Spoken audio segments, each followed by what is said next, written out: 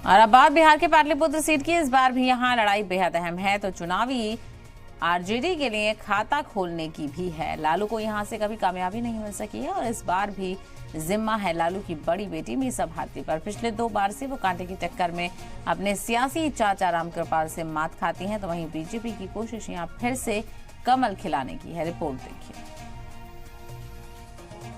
4 जून को कौन खाएगा लड्डू और किसका बिगड़ेगा सियासी जायका, ये तो चुनावी नतीजों के बाद पता चलेगा। लेकिन बिहार की एक ऐसी सीट भी है जहां मुकाबला न सिर्फ दिलचस्प है बल्कि यहां साख की लड़ाई भी है, और ये है पाटलिपुत्र सीट। इस अहम सीट से आरजेडी की तरफ से लालू की बेटी मीसा भारती है, तो उनके मुकाबले फिर चुनावी ताल ठोक रहे हैं बीजेपी से रामकृपाल यादव। ये वही रामकृपाल हैं जो कभी लालू यादव के सबसे बड़े सिपा सालार थे, लेकिन सियासी कालचक्र ने ऐसी पलटी मारी कि वो लालू के लिए सबसे बड़ी चुनौती बने हुए हैं, क्योंकि अभी तक ये सियासी घमासान में रामकृपाल ही मीसा भारती पर भारी पड़े हैं। अब एक बार फिर पाटलिपुत्र सीट से मीसा भारती और रामकृपाल यादव आमने सामने हैं। अब सवाल ये कि पिछले 2 चुनावों में थोड़े फर्क से चूक रही मीसा हार की हैट्रिक रोक पाएंगी या फिर रामकृपाल जीत की हैट्रिक लगाने में कामयाब होंगे। इस बार मीसा को जिताने के लिए पूरी लालू फैमिली चुनाव प्रचार में जुटी नजर आई, तो रामकृपाल के हक में बीजेपी के बड़े खिलाड़ी भी मैदान में डटे रहे और आज तो खुद पीएम मोदी ने मोर्चा संभाला। पाटलिपुत्र में रैली से खिताब कर पीएम मोदी ने परिवारवाद को लेकर लालू परिवार को निशाने पर लिया और कहा कि लालटेन एक ही घर में रोशनी करता है। ऐसी लालटेनियां है जो सिर्फ एक ही घर में रोशनी करता है, एक ही घर में रोशनी की है। 30 साल का इतिहास देख लीजिए, एक ही घर में रोशनी और चारों तरफ अंधेरा हो जाए तो हो जाए, उनके घर की रोशनी जलती रहे।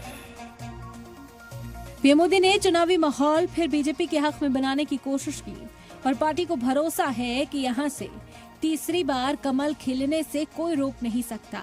बात अगर पाटलिपुत्र के कास्ट फैक्टर की करें तो इस सीट पर करीब 16.5 लाख वोट हैं। इनमें सबसे ज्यादा यादव वोटर्स करीब 4 लाख हैं।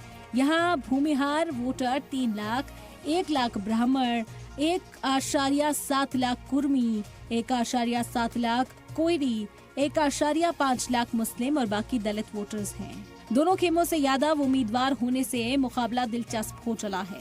वहीं एनडीए को जेडीयू के साथ होने से कुर्मी कुशवाहा वोटर्स का साथ मिलने की भी उम्मीद है। पिछले 2 चुनावों में यहाँ बेहद करीबी मुकाबला देखने को मिला था। 2014 में बीजेपी के रामकृपाल यादव को 3,83,262 वोट मिले थे। वहीं मीसा भारती को 3,82,940 वोट मिले थे। जीत का फर्क करीब 40,000 का था। वहीं 2019 में रामकृपाल यादव को 5,09,547 मत मिले थे, जबकि मीसा को 4,70,236 वोट्स मिले थे। इस बार जीत का फर्क करीब 39,000 था।